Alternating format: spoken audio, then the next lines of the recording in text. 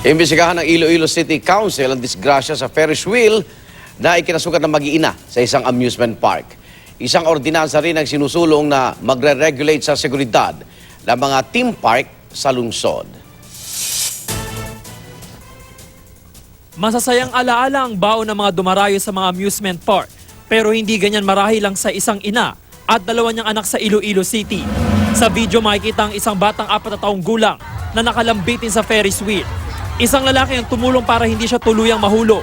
Pero ang kanyang ina at isang taong gulang na kapatid, tuluyang nahulog matapos makabitaw. Oh my God! Oh my God! Ayon sa tauhan ng park, nakalas ang lock ng Ferris wheel, kaya nahulog ang mag-iina. Nagtamo ng bukol ang mag-iinang nahulog pero agad namang nalapatan ng paunang lunas. Nakipag-areglo na rin ng pamunuan ng amusement park sa mga biktima. Matapos ang insidente, ipinanukala sa Konseho ng Iloilo City na magpasa ng ordinansang magre-regulate sa seguridad ng mga amusement park sa lungsod. Lusot na ito sa unang pagbasa. Kasabay nito ang pagsasagawa pa ng mas malalimang investigasyon sa insidente.